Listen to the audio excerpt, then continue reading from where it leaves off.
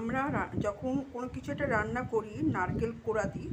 নারকেল কোড়া যদি কিছুটা রেখে দাও তা দিয়ে কিন্তু দারুণ একটা মুখরোচক একটা খাবার তৈরি হবে।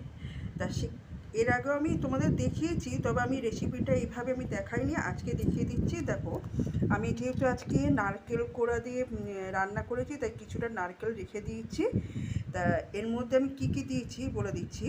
নারকেল কোড়া দিয়েছি, তারপরে এ দেখো আলু এরকম গ্রেট করে, কাঁচা আলু গ্রেট করে দিয়েছি, চালের গুঁড়ো দিয়েছি, চিনি দিয়েছি, লঙ্কা দিয়েছি, হলুদ দিয়েছি, নুন দিয়েছি আর আদা বাটা দিয়েছি।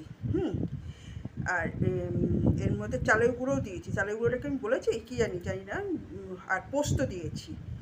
ভালো করে শুনে নাও আমি কী কী দিয়েছি। নারকেল দিয়েছি, পোস্ত দিয়েছি, আলু, কাঁচা আলু দিয়েছি গ্রেট করে, আর চালের গুঁড়ো দিয়েছি, কাঁচা লঙ্কা, আদা, আর একটু চিনি, নুন আর হলুদ দিয়ে এইটা আমি ভালো করে মাখবো। মেখে আমি বড়ার আকারে এটা ভাজবো।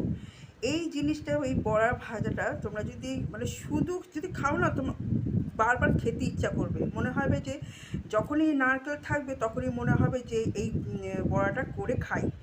তা এটা আমি বলে দিলাম এই রেসিপিটা। এর আগেও আমি এমনি বড়াটা দেখিয়েছি, কিন্তু আমি বলে দিয়েছিলাম, তবে আমি এরকমভাবে রেসিপিটা আমি দেখাইনি। তা আজকে দেখালাম। তোমরা অবশ্যই এরকমভাবে করে খেয়ে দেখো, তারপরে আমাকে বলো যে বড়াটা কেমন খেতে লাগে। ঠিক আছে?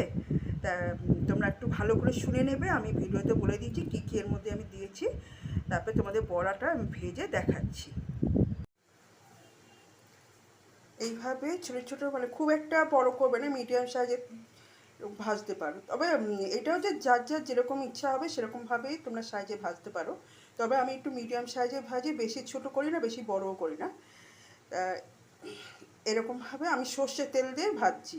আমি রিফাইন তেল দিইনি, সর্ষের তেল দিয়ে ভাজা গেলে খুব সুন্দর একটা গন্ধটা ছাড়ে বা খেতেও ভালো লাগে। বড়া রেডি হয়ে গেছে। এবার তোমরা বলো এই বড়াটার আমি কি নাম রাখতে পারি, কেন এর মধ্যে নারকেল দেওয়া আছে, পোস্ত দেওয়া আছে, আলু দেওয়া আছে, আর হচ্ছে তোমার চালের গুঁড়ো দেওয়া আছে। তা এই বড়াটাকে কি নাম দেওয়া যায় বলো তো? তোমরা একটু বলো, যার যেটা মনে হচ্ছে সেটাই কমেন্টে বলো যে এই বড়াটার কী নাম দেওয়া যায়।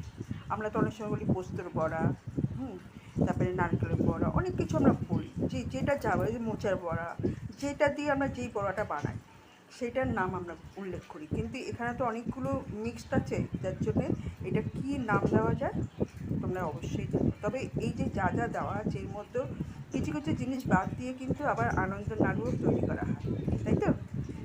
যাই হোক, তোমাদের কেমন লাগলো এই বড়াটা অবশ্যই জানিও, আর তোমরা করে খেয়ে আমাকে জানিও কিন্তু কেমন লাগলো তোমাদের।